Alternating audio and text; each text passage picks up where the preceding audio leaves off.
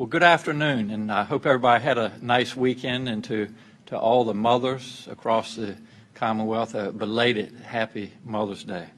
Today I want to talk about Northern Virginia's regional pace to ease restrictions, Petersburg's water, the DMV, and our elections here in the Commonwealth.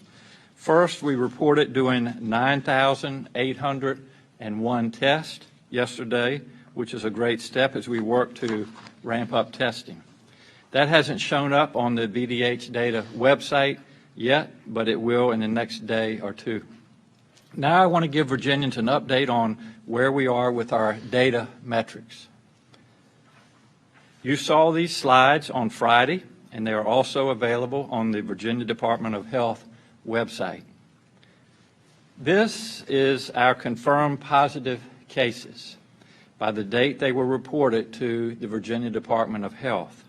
The blue bar represents the number of cases, and the yellow line is the 7-day moving average. While we've seen a slight dip in the past few days, largely these numbers are going up, and that's what we expect to see. This graph shows us how many people are being tested each day in the blue bars. The yellow line represents a 7-day moving average of how many people we are testing. As you can see, both the number of tests and the average of tests performed have both largely been trending upward. There are some dips where we have tested fewer people on the day, but overall this shows that we are doing more testing. This slide shows us how many of those tests come back positive. The dark blue graph is the number of people tested. The light blue at the bottom is how many were positive. And the yellow line, again, shows the average. I have said I want a 14-day downward trend in the percent of positivity, and that is what we continue to see on this chart. This slide shows how many hospitals are reporting shortages of PPE. The blue bars are the number of hospitals, and the yellow line is the 7-day moving average. This is trending downward, which is good news. It has been several days since any hospitals reported shortages of PPE, and right now even the trend is at 0. Our adequate supply of PPE and swabs are two of the factors allowing us to test more. I might also mention that we have a warehouse here in Virginia of PPE, and our supply, our stock on hand is doing well and looking better every day. We're monitoring our hospital capacity to take patients. On this chart, the darkest blue at the bottom is how many COVID patients are in hospital beds. The medium blue is how many other patients are in beds, and the light blue is their staffed bed capacity. The yellow line, the dotted line at the top, represents surge capacity. As you can see, our hospitals are currently reporting that they have capacity, and we will watch that now that hospitals are doing more elective surgeries than in the past. This chart shows us how many people who have COVID are hospitalized. The total number is the dark blue bar, while the medium blue represents COVID patients in the ICU, and the light blue is COVID patients on ventilators. The yellow line is a 7-day average. Our ventilator capacity remains adequate at about 20%. As I've said, it's important that the Commonwealth as a whole can meet the metrics that we've laid out before moving into phase 1. But I also recognize that we live in a diverse Commonwealth and different regions face different challenges. That's why the phase 1 restrictions are a floor, but not a ceiling. While no region may move faster to ease restrictions, we're open to some regions moving more slowly. I have been speaking regularly with officials in Northern Virginia about this very issue. I asked them to send us a formal letter outlining that they are unified in requesting a delay. Uniformity across the region is critical to a successful strategy rather than having restrictions piecemeal across towns or counties. Northern Virginia localities sent me that letter over the weekend, and I appreciate the continued cooperation between our administration and these local governments. We all want a responsible, data-driven, health-focused approach. Northern Virginia health officials are using the same metrics that we're using for the state: percent positivity, hospitalizations, testing and tracing capacity, hospital beds, and PPE. So I'd like to walk you through the ways those metrics look a bit different in Northern Virginia than they do in the rest of our state.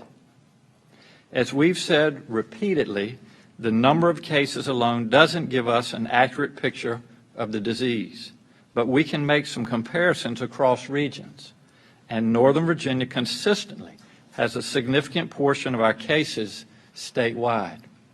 In the past 24 hours, for example, Northern Virginia reported more than 700 cases.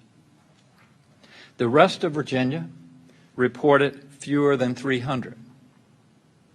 We see similar differences in percent positivity.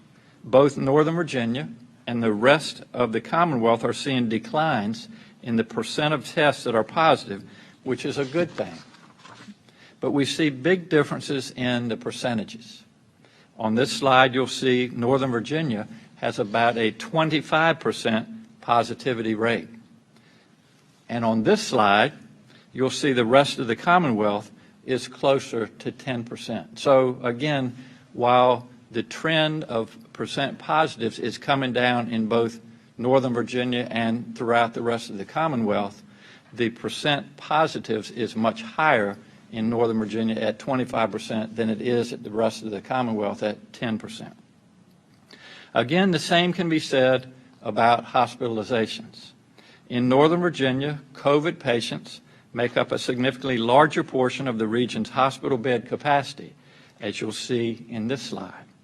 COVID hospitalizations are the darkest blue area at the bottom. And this slide, of course, shows COVID hospitalizations in the rest of the state.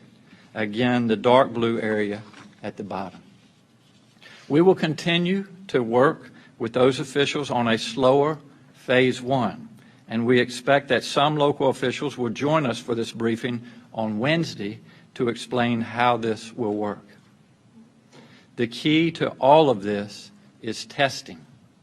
This weekend, testing went on in a variety of localities, as you can see from the pictures in these slides. For example, there were drive-through testing sites in the New River Valley, as well as community testing on the Eastern Shore. And we are targeting testing at our at-risk neighborhoods. I'm going to ask Dr. Janice Underwood, our Chief Diversity Officer, to come up to speak about our efforts to increase testing and to provide masks, hand sanitizer, and information in underserved communities. Dr. Underwood, welcome. Thank you, Governor. Hello, everyone. My name is Janice Underwood, and I am Governor Northam's Chief Diversity Officer. The Health Equity Task Force provides leadership to the Unified Command Health Equity Working Group, which was proactively established at the onset of Virginia's COVID-19 response on March 11th. The purpose of the task force and the working group is to serve as the Commonwealth's first ever coalition during an emergency response to unapologetically ensure a health equity lens is applied to all decision-making within Virginia's response. The task force meets twice every day, and the working group meets every Tuesday to review policies, provide real-time learning opportunities, review communication campaigns, and to ensure small, women, and minority businesses are leveraged in the response and recovery. I lead the Health Equity Leadership Task Force, and Sable K. Nelson, Acting Director of the Office of Health Equity at the Virginia Department of Health, serves as the chair of the Health Equity Working Group, which is a combination of several state agencies and private human service agencies, faith leaders, and community leaders. One of the priorities of the Equity Task Force is to collaborate with local governments to provide support to vulnerable communities, because we know that everyone does not enjoy the same privileges for social or physical distancing or receive information the same way. Therefore, the task force provides localities access to health equity training for all city employees and volunteers, personal protective equipment or PPE, culturally appropriate educational materials to support diverse communities, and those materials are in all languages identified as being needed, and support in identifying neighborhoods at elevated risk with mapping technology. The Health Equity Leadership Task Force is comprised of myself, Curtis Brown, and Dr. Lauren Powell of the Virginia Department of Emergency Management, Sable K. Nelson, as I mentioned, from the Virginia Department of Health, and Ms. Alacia Black-Hackett from my office. The Health Equity Working Group is a larger body, as I mentioned, comprised of all the community stakeholders, such as state agencies, private human service agencies, and faith leaders and community leaders. So what we know for sure is that local and national data indicate COVID-19 is exerting a disproportionate impact on communities of color and African American, Hispanic, Latino or Latinx, and indigenous communities in particular. So in order to mitigate the projected debilitating outcomes on the African American community and these other communities who are at elevated risk, we've made 20,000 masks, 20,000 bottles of hand sanitizer available to Richmond City for distribution to its most under-resourced communities. Social distancing doesn't mean forgetting our need for community engagement, community relationship, and community connection. So the Richmond pilot is only the first of many initiatives that the Equity Task Force aims to lead throughout the Commonwealth. We recognize the pilot will not address all the needs of the communities we've identified, but we are hopeful that this is a model to ensure other resources make it to their doorsteps as well. Thank you.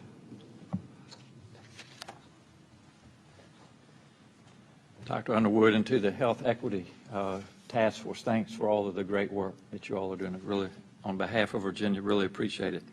We continue to increase our testing capacity, as you are seeing, and I expect to have some announcements, some really exciting announcements about testing partnerships in the coming days. So stay tuned for that. And what we're going to talk about is our ability to work with some of the retail stores across Virginia to have a lot more community testing, not only in metropolitan areas, but really throughout Virginia and in all of our zip codes. So I think that's something that we'll really be able to look forward to.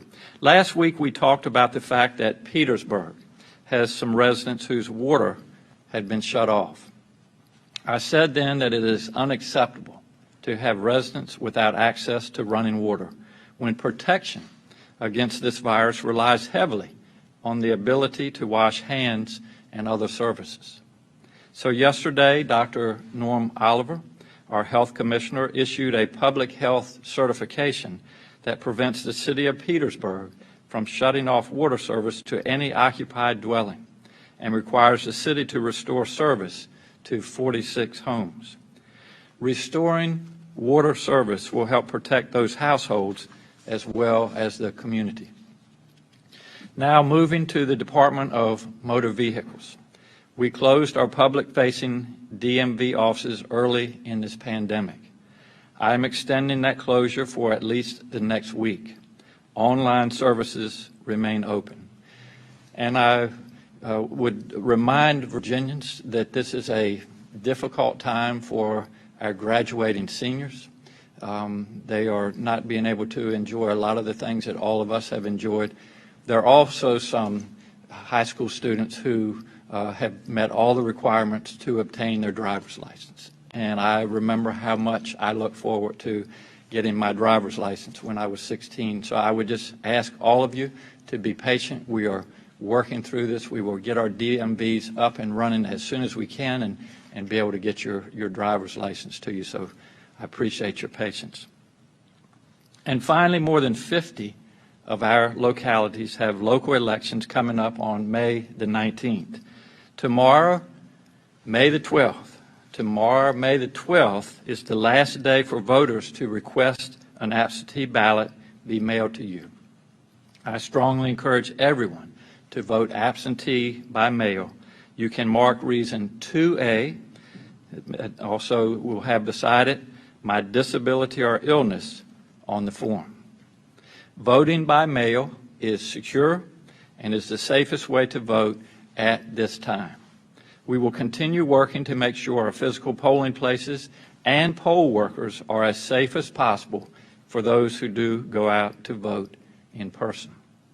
Now we'll hear an update from Dr. Oliver, and then we'll be glad to take your questions. Dr. Oliver, thank you. You're welcome. Thank you, Governor. Just a quick update on the numbers that appeared on the VDH website earlier today. We now stand at a total number of cases of 25,070 cases. That is 989 new cases in the last 24-hour reporting period. Deaths now stand at 850. That's an increase of 11. And we have total tests of 167,758 tests, and that represents, as the governor said, now 9,801 tests in the last reporting period. So that's a good thing that that's been increasing. The number of cases in the African American community continues to be disproportionately high at about 24% of the cases. We reported 4,119 cases in the last 24-hour period. That's the total now. And the total for the Latinx community stands at 6,894, which again, as I reported last week, is about 40% of the cases, and I believe that's because of the outbreaks that we've seen in a bunch of the poultry plants in the region. Those outbreaks have been trending down. The number of cases has been coming down as we've put a lot of attention into dealing with those, and we're also looking at the community spread in those areas with big tests in both the Harrisonburg area and on the Eastern Shore, where we've collected thousands of tests in the last couple of days. Thank you. Thanks, Dr. Oliver. Be glad to take your questions. Hi, Governor. Hi. So Dr. Remley was brought in 3 weeks ago to try to ramp up the testing rate, and I keep checking the Johns Hopkins Coronavirus Resource Center to see where we rank compared to other states, and we're still at the bottom. So I'm wondering why that is. A lot of our viewers keep reaching out wanting to know why is our testing rate so low compared to other states.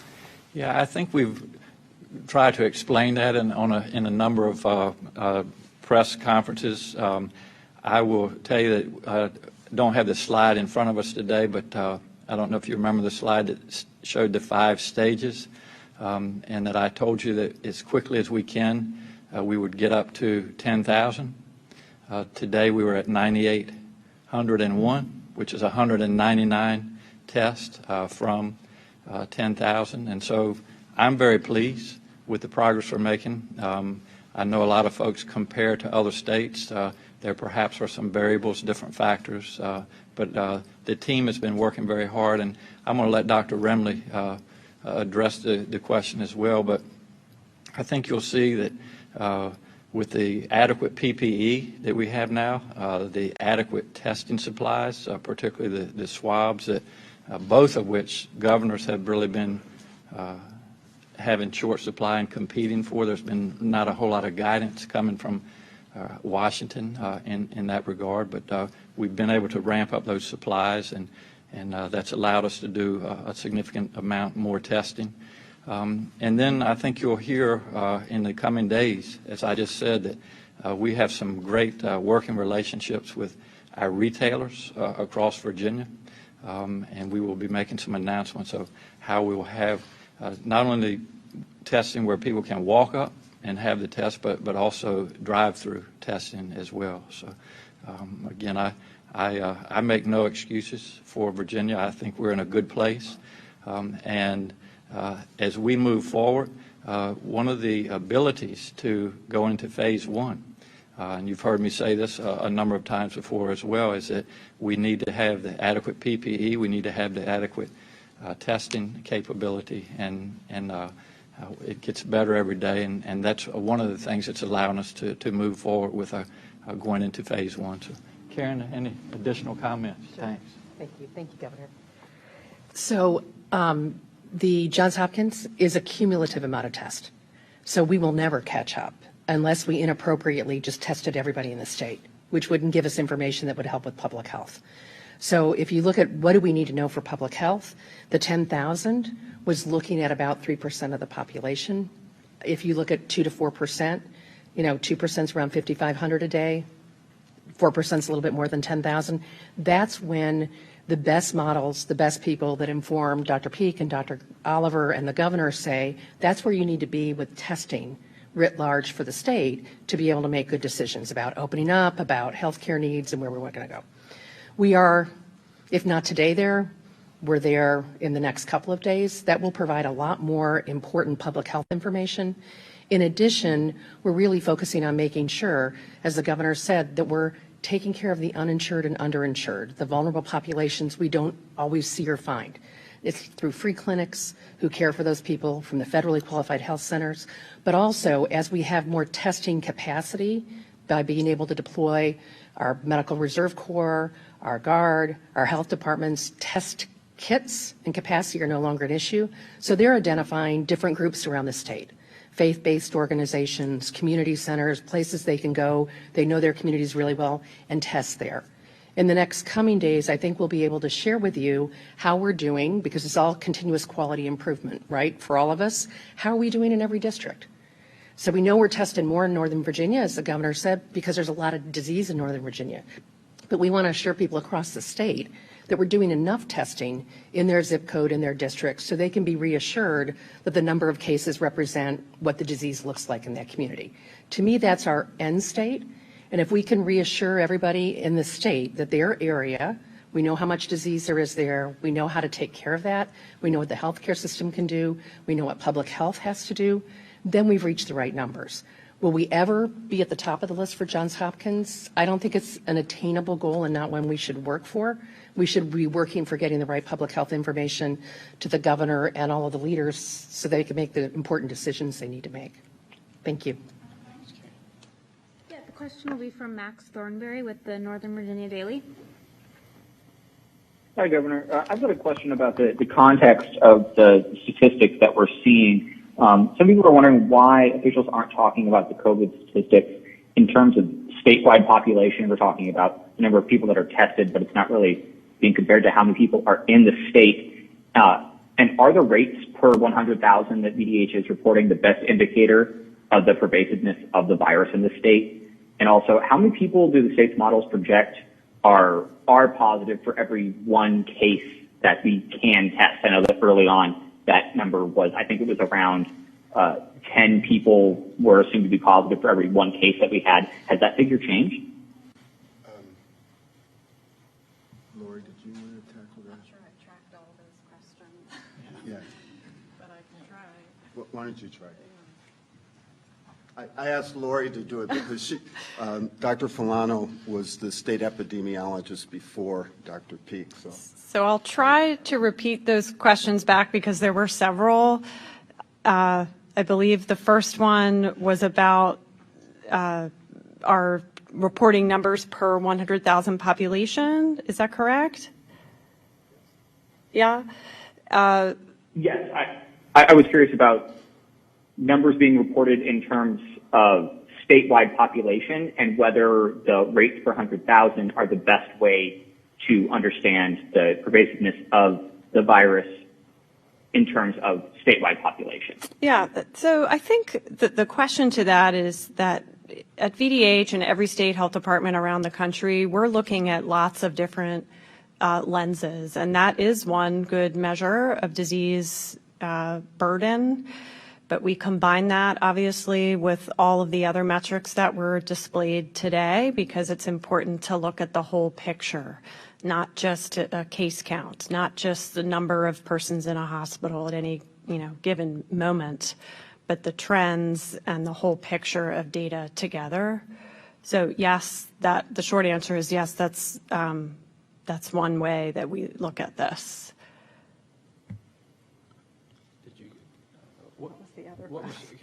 I needed a pen to write all that down. Sorry. Can you repeat the last part of your question again?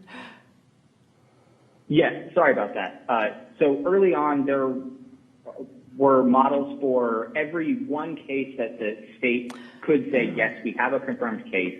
We think that there are X number of other cases that are also positive. What is that number right now? I'm not sure I know the specific. Do you know that? The R naught? No, not the R naught. You're asking of every one case, the projections as to how many cases that actually represents. I'm not sure I have the answer to that right now.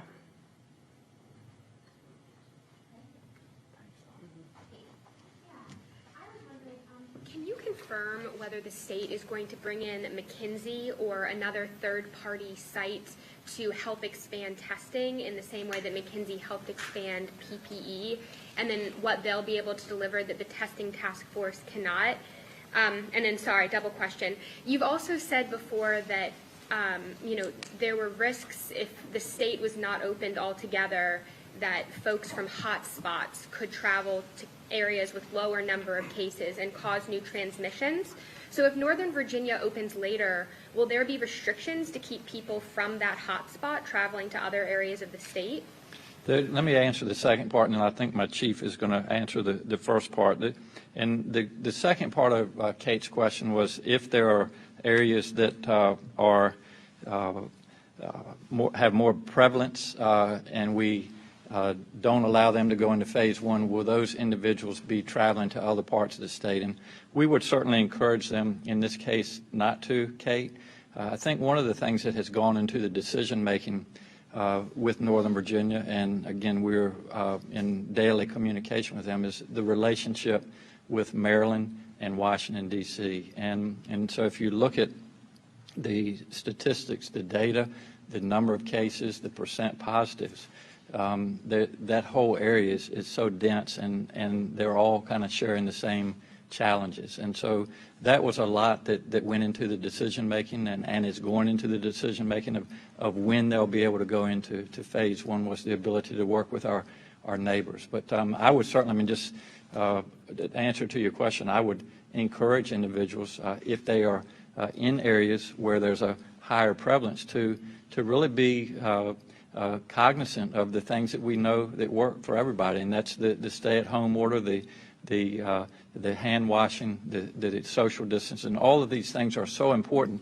until the numbers start to go down. So while we're not restricting them from traveling elsewhere, we would certainly encourage them to maintain the same guidelines that we've been talking about all along. Chief. Clark Mercer, the Governor's Chief of Staff. I'm going to follow up a little bit on the Governor's answer and then also address the need for extra capacity with tracing and our testing. We talk a lot about how the virus does not obey political borders, and I think the Governor articulated we're next to Maryland and D.C. We're also border Tennessee, West Virginia, and Kentucky. And you look at all those states, and they're all doing something a little bit different with their phase one. So, for example, a lot has been written about Bristol. Half of Bristol's in Tennessee, half is in Virginia. So we've got that issue of folks migrating to different areas all across the Commonwealth. What makes, I think, Northern Virginia unique, Fairfax County alone is bigger than 8 states in the country. And that's pretty remarkable when you think about that. And the 5 jurisdictions that sent the governor a letter this weekend was Fairfax County, Prince William, Alexandria, Arlington, and Loudoun. and then there's some cities and towns within those jurisdictions that followed up with a follow-up letter. Those 5 jurisdictions yesterday accounted for 719 new positive tests. That's 73% of all the new tests in the Commonwealth. The rest of Virginia accounted for 270, or 27%. The rest of Virginia accounts for 60% of the population. So it's gotten to the point where if you step back and look at the Commonwealth as a set of regions, that outside of Northern Virginia has hit those metrics. And I think a responsible phased one approach, which is what the governor has articulated, is going to keep somebody from Alexandria to drive to Southwest Virginia to avail themselves of outdoor dining or a haircut. It's not like we're flipping the light switch and throwing everything open right away. And a lot of the large venues, a lot of the large gatherings are still going to be further down the road in phase 2 and phase 3. The 10-person ban is still in effect for gatherings. I think that's going to keep people from gathering in large crowds. And it's a safer at-home order with our folks who are elderly and vulnerable being strongly encouraged to stay at home. So I think that will mitigate that type of travel. The first question you had is, are we looking to third-party vendors to help us with testing and with tracing? And the answer is absolutely yes. I mean, we've heard from hundreds of companies and consultants that specialize in whether it's assisting with unemployment insurance, whether it's assisting with tracing, or whether it's assisting with testing. And talking to other states, I don't think there's a state that's doing this by themselves. The tracing program has to ramp up over 1,000 new hires pretty quickly in a tough environment. Obviously, there's folks that are receiving unemployment benefits, and we are competing with those benefits to get them into a community tracing program. So you mentioned one specific firm, but we've talked to many firms and are evaluating them, and our health folks will make the best decision working with finance, and that will be leveraged using the CARES Act's dollars. So that will be coming directly from Washington, the monies we put against tracing and testing. And so no contract yet as far as contracts with tracing? I believe we're close to executing a contract or two for tracing, but we have not yet. Thanks. The next question will be from Taylor Coleman with WSET in Lynchburg. Good afternoon, Governor. My question is, now, while the state is under its current restrictions and people are out of work, a lot of folks are having issues getting through to the Virginia Economic Commission in order to file for unemployment. Is there a timeline for getting more staff in place to help combat that high volume of requests? I have Dr. Healy, who's making her way to the podium and has been working on that very issue, so she'll address that. Dr. Healy, thank you. Great. The question is about the Virginia Employment Commission and what we've done to increase staff to make sure that everyone can get their particular benefits. We've actually, during the recession, we had about 1,600 people working at the Virginia Employment Commission. In February, we had 800. So pretty much half, and these numbers are a whole lot more than we saw during the Great Recession. And so we've done anything we can to staff. We have 2 call centers that we actually, by federal law, we couldn't contract with. We had to have our own staff, and so they released that. So we have 2 call centers that are coming on board. We have one in Newport News, and then we expanded our office in Grundy to additional call center. And then we've increased about 100 people into our headquarters. So we're working as hard as we can to make sure that everyone has their benefits, and this would be for our call centers, as well as we've also increased our online capability. So if you're still having problems with unemployment, make sure you try that online form first. We have 2 different programs online that you have to go through, but then we also have more capacity in our call centers. Thanks, Meg. If you're able to begin rolling back some of the restrictions on Friday, can you talk a little bit about where you stand on the contract tracing workforce and on any workforce you'd need for isolating people who are infected, if you're also on track to ramp that up in time? So the question was really about where we are with regard to tracing workforce. And we started pre-COVID-19 at the Virginia Department of Health with 200 or so tracers. And obviously these folks have multiple roles, but that's the number. And actually, since the beginning of this, the department has staffed up to over 600. So that's a significant improvement already, and that is helping right now. Now we have additional, we want to get to that additional 1,000 in terms of tracers and 200 in terms of the supervisory folks with public health experience. So we're well on our way, and we will aggressively ramp up over the next several weeks in order to meet those goals. Will that be in time to meet the rolling back of restrictions that could begin Friday? Well, we've got, as we said, over 600, and the hiring experience will be over the next 2 to 4 weeks to get an additional 500, and then in June an additional 300 to get to 800 new to get us to where we need to be in that 15 to somewhat more than 15 per 100,000. So we do have increased capacity, but we also need to increase it further. Next up is Tracy Agnew with the Suffolk News Herald. Thank you. My question is whether you have considered a mask order as part of the phased approach to reopening? What was the question? Mask? We have considered it. As you know, in the non-essential retails, for example, restaurants, we are requiring them to wear a mask, but we are encouraging it otherwise, and we'll again continue as we move forward, as we look at the numbers, as we look at the making sure that our Virginians, our patrons moving into these places of business are comfortable. That's certainly something that we'll consider, but right now we're encouraging the use of facial protection. From some restaurants who are perplexed by this outdoor seating requirement only, and a lot of them don't understand why retailers are allowed to open with indoor capacity but not restaurants. So what do you say to people who overall think that these requirements are contradictory in some ways? And then also we've heard a lot about the tentative May 15th date, but when will we know for sure so that businesses can plan, given that we're less than a week out? Yeah, May 15th is the second part of your question. When will we know for sure? And I suspect if nothing changes, that I'll make a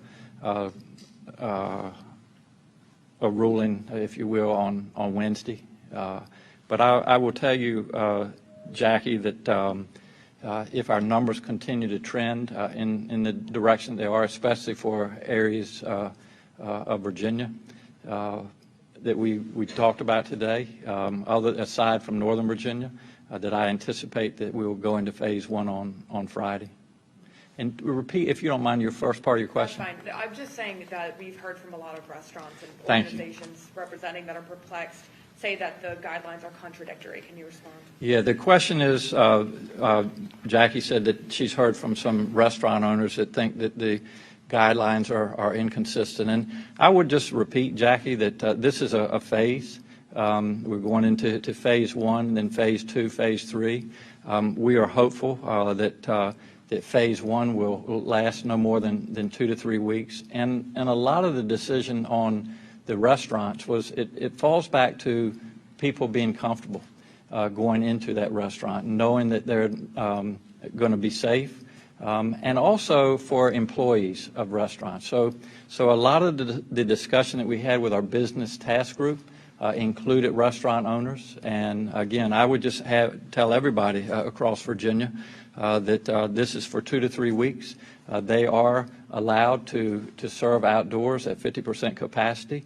I think it will allow for individuals to get back into those restaurants to be comfortable. And if everything goes well over those 2 to 3 weeks, then we will hopefully our phase two will be indoor dining at 50% capacity, no standing at bars, tables 6 feet apart. All of these have been recommendations that have come through the business task group. Yep. Next is Alan Suderman with the Associated Press.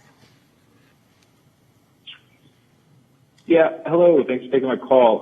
Governor, did you intervene in the case of Vincent Martin and the parole board? And if so, why? And have any other recent parole decisions been put on hold? And one other question, do you have a ballpark estimate for how long Northern Virginia would delay going into phase one, and when you would make those plans public? Two questions, Alan. I appreciate both of them.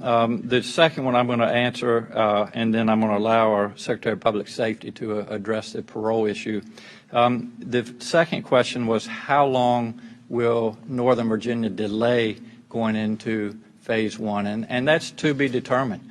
That's really to allow us time to follow those trends, to follow the percent positivity, to follow the hospitalizations, which are, as you saw from the graphs, are a little bit higher in Northern Virginia than they are in other parts of Virginia. So we'll work closely with them.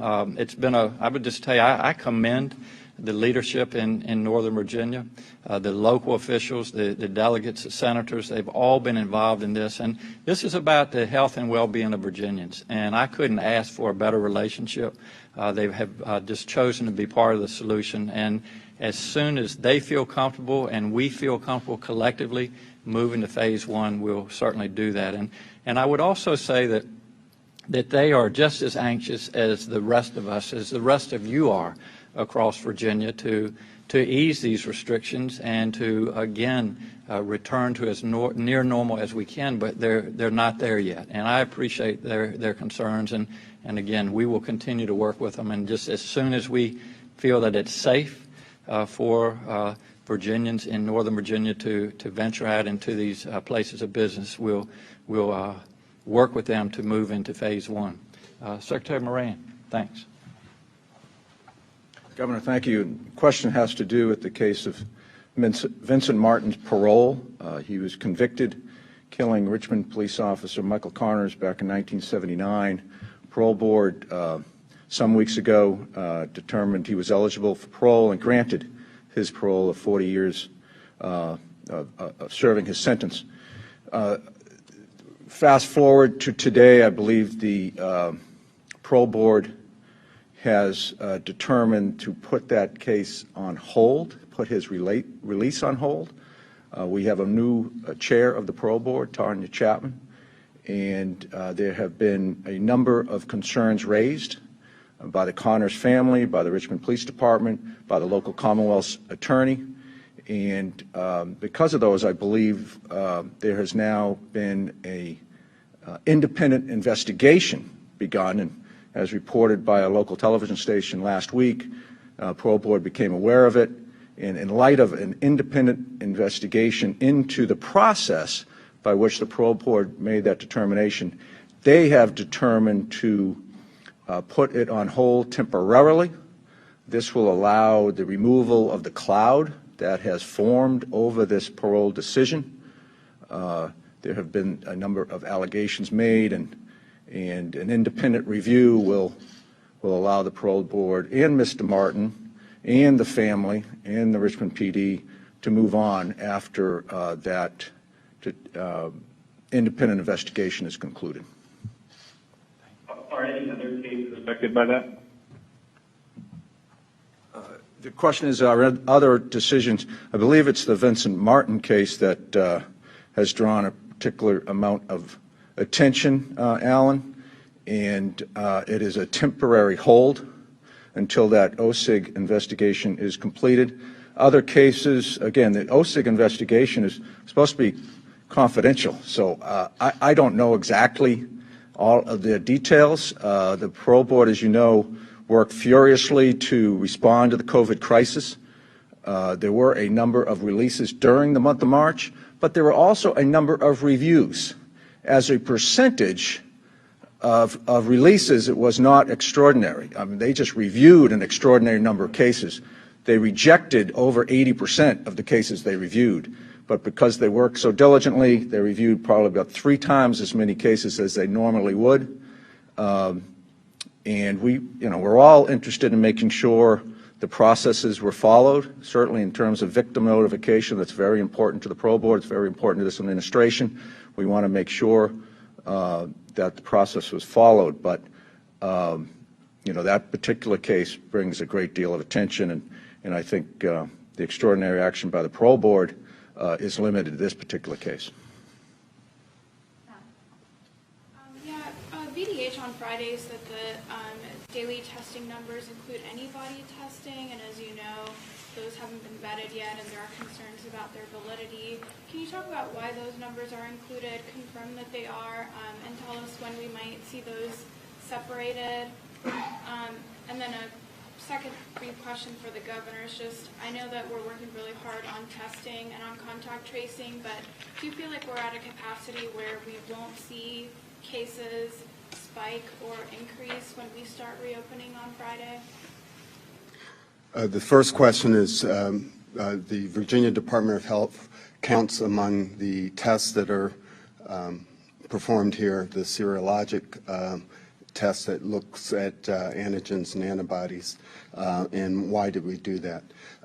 We made a decision to count all tests and changed our methodology from just looking at the unique people who are being tested. In general, when we do our data reporting, we attempt to follow the guidelines that are provided to us by the Centers for Disease Control and Prevention.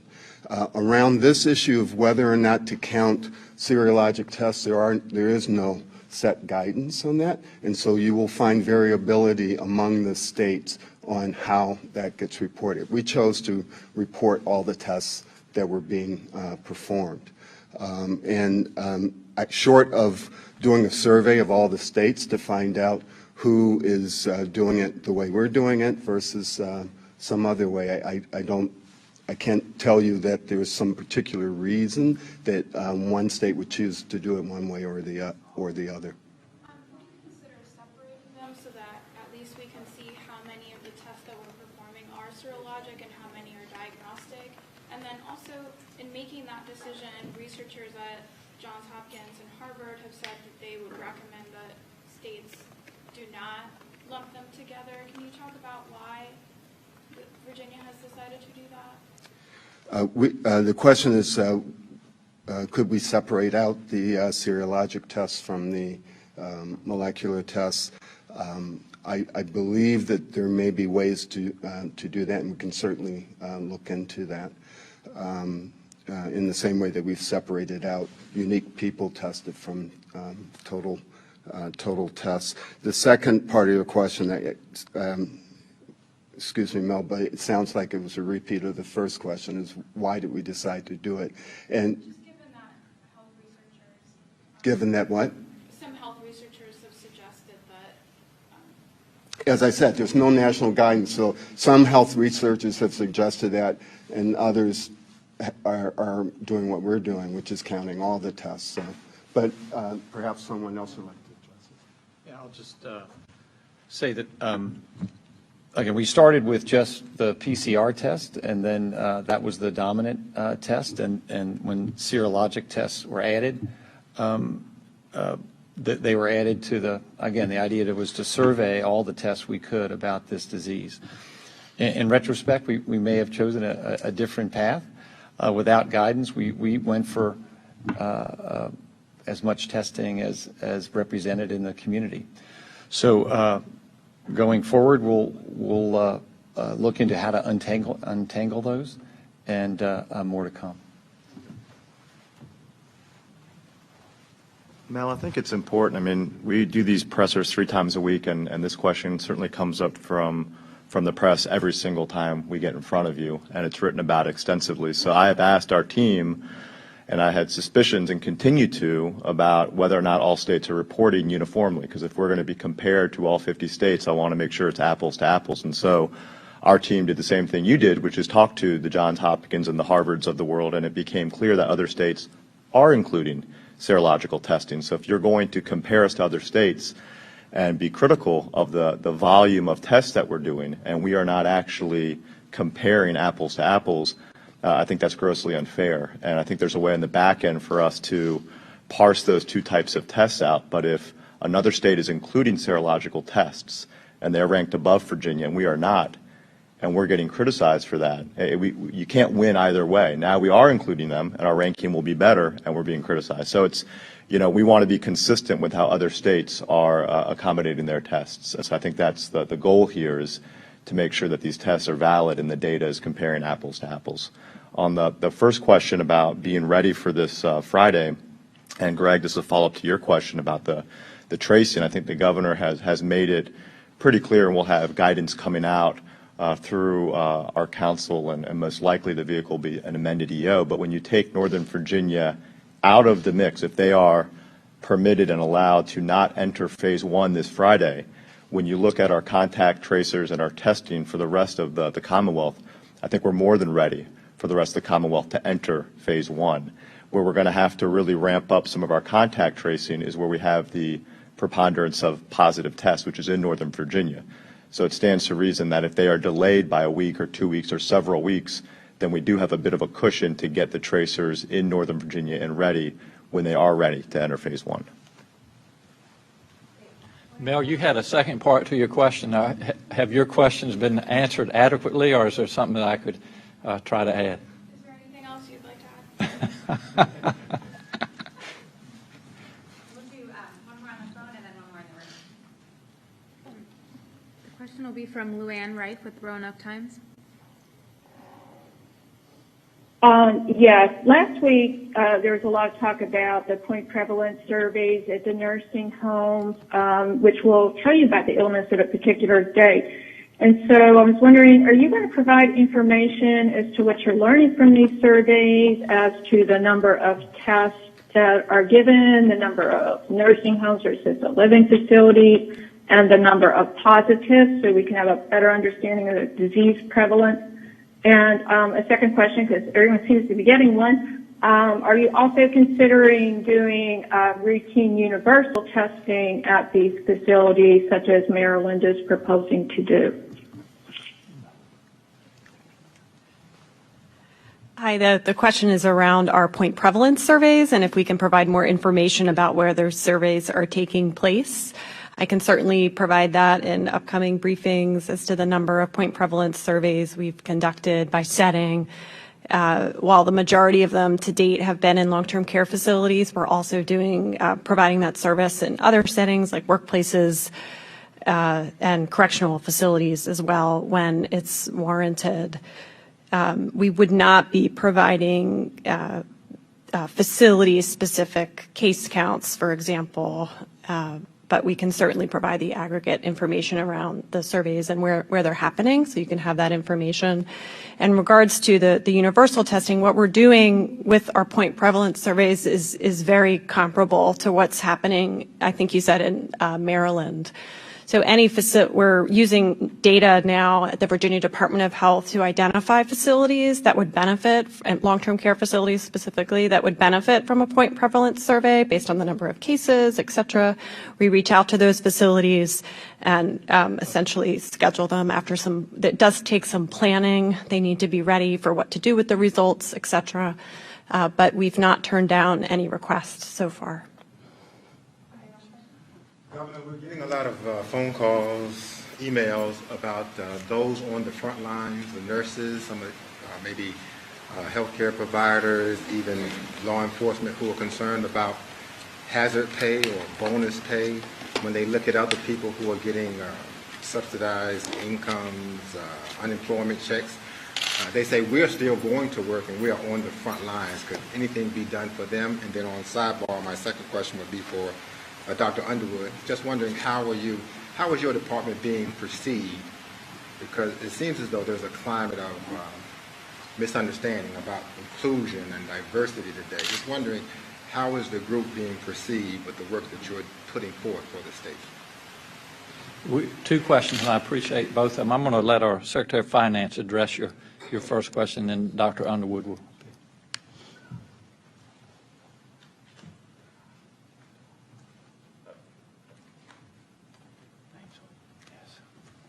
So, Andre, the first question was about the pay for overtime and different things. And first of all, the regulations that have been given to us by the federal authorities leave some things up to the decision of the localities in that. So if it is deemed that it is directly responsible for the COVID virus, and that is something that needs to be determined in going through there. So it's not clear cut as to whether or not these are allowed depending upon the situation. So it really depends on what's happening there and what they're responding to directly associated with the COVID-19. Again, it goes back to directly associated with COVID-19. If the localities or whomever can prove that, then that may be an eligible expense. Otherwise, then it would not be. But it is the key point is whether or not it is specifically related to the virus. Thank you. I would just add on workers' compensation. We've had our counsel diving into this, and I've got a couple notes here that I'll read off of. And most employers and employees in Virginia are covered under the requirements of the Virginia Workers' Compensation Act, and the Act specifies what is covered under the workers' compensation system and how medical benefits and wage reimbursements are afforded for temporary and permanent disabilities. Workers' comp is provided in certain situations when workers are injured on the job or contract a job-related illness. And that presumption is something that is provided for in the Act and the Code of Virginia. So if a decision was made to provide a temporary presumption for COVID for all first responders and health providers, such a policy would need to be accomplished legislatively through the General Assembly rather than through an act by the governor. So that is a topic that the legislature, and I suspect they will be back in Richmond later this summer, and there's a variety of issues they have discussed bringing up, and I think presumption under Workers' Compensation Act would be one they would have to act on legislatively. Thanks. This might be building off of that. Last week you had said you were looking at all possible options to look after workers who may not feel comfortable or able to go back to work in their industry if they are going back to work because of immunocompromisation for themselves or their family members. Any updates on avenues for those people who may not be able to go back to work for those reasons? Yeah, I mean, I think it's obviously a tenuous situation with folks now being offered their positions back, and I think many workers have very valid concerns. There's a protest or our adjudication process if someone does not want to come back because they think their workplace is unsafe or the right precautions have not been put in place. I think there will be tension with the Trump administration over how this is handled nationally. Obviously, folks are receiving unemployment, and that unemployment insurance lasts through August. And, the administration, I think, has asked that states provide lists of employees who have rejected coming back onto the job to be kicked off of unemployment. That is one route that would go through the federal government. We have a state process to handle claims and complaints, and I think it would be our preference to handle that at the state level. There are many valid concerns ranging from whether an employer has taken the right precautions with social distancing and PPE to whether someone now is caring for a child whose daycare is otherwise closed and they can't find somewhere for their child to have a safe situation while they're at work. So it's a work in progress, and it's certainly a situation that we're cognizant of and working through.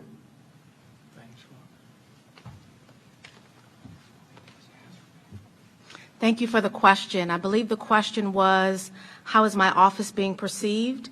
I want to answer it in two ways. The governor often suggests and tells everyone that my position in my office is the first of its kind in the nation and in Virginia. And in that way, we are a national exemplar. And that's how I go around the state and even the country talking about the work that we're doing. It's very unique to Virginia, but we really encourage every governor across the nation to have a position at the cabinet level that looks at diversity, equity, and inclusion. My leading the Equity Task Force is also, I believe, perceived very positively in that the localities that we've worked with have been very excited to partner with us. For example, in the city of Harrisonburg, Mayor Dina Reed and we were working together in the task force, and we were able to roll that pilot out within a week, as well as Richmond just rolling out tomorrow. And so I think that we're being perceived very positively, and we're excited to partner with other localities. Right now, there are several localities in Northern Virginia and Hampton Roads and in Southwest Virginia that say, we want to learn more about what you're doing and how we can collaborate. And so to those localities, I say, please go to our website and take a look at what we have to offer and what we're doing, and we're happy to link arms with everyone. And for those who don't see the value of inclusion and diversity, some people may say you're the Well, the governor doesn't see it that way. I don't see it that way. And I believe I speak for the entire administration that as long as we're here, we see the value in it. And then I'd also like to suggest that we're not here to convince everyone of the value in it, but we are really interested in linking arms with the people that want to do the most good and build momentum. And as far as I'm concerned, that's what we're doing, and that's what we'll continue to do. Thank you, Dr. Underwood. And I'd never like to correct people, but I have corrected her before. Dr. Underwood told you when she first started speaking that she works for the governor. Just like all of these individuals up here, she and they work for you. They work for Virginia. They report to me as the governor, but you work for Virginia, and I thank you for all that you do and all the rest of you, what you do. I just wanted to close. I know we've gone on a little bit longer today, but Mel asked a question, and I thought you might follow up on it as far as, when we go into phase one, what are we looking for, and are there going to be increased numbers of cases out there? And the bottom line to that is that we are going into phase one because we have been following the science, we've been following the data. A lot of that, those guidelines have come from the CDC, and we have talked about those a lot, and so we feel that we're at a place where we can safely go into phase one in most areas of Virginia. Obviously, Northern Virginia is an exception. But the other reason that we can go into phase one is because we have the tools now that we didn't have a month or 2 months ago. We have the tools to include more testing. As you've seen, we're close to 10,000 tests a day. We have the tools that we're working toward better tracing. Not just in the hot zones, but in all of Virginia. So I wouldn't be making the decision I've got a lot of folks that help make these decisions, but I wouldn't make it unless we had those tools to make sure that you're safe, because that's of utmost importance to me. And so the final thing that I would tell all of you, this is in all of our hands. It's not my hands or other. It's in all of our hands, and we understand now. We've been dealing with this virus for more than 2 months. We know how contagious it is. You've seen it doesn't discriminate. There are now cases in the White House, believe it or not. So it's out there. As you've heard me say before, as a physician, I have never seen any pathogen that acts like this, that is as contagious as this is. So the message, as we prepare to enter phase one, we are in a new day here in this world, not just in our country, not just in Virginia, but this virus is out there. Until there's a cure for the virus, until there's a vaccination, we have to be cognizant. We have to be vigilant that it's out there, and that we have to protect ourselves. We have to protect our friends, our loved ones, our neighbors, and we have to protect those that are on our front lines, those that you just mentioned that are working in our hospitals. It's in our hands, and so we need to continue with the social distancing. We need to continue staying 6 feet apart, washing our hands, keeping our hands from our faces. All of these things, we know they work, but we have to keep doing it. So you keep up the good work across Virginia. We appreciate, again, the press. I know that this is 3 times a week now, but it is so important that what we're doing, what is going on with this virus in Virginia, is transmitted to Virginians so that they get accurate and updated information. And I thank all of you for being part of this team and part of the solution, and we will look forward to seeing you on Wednesday. Thank you very much.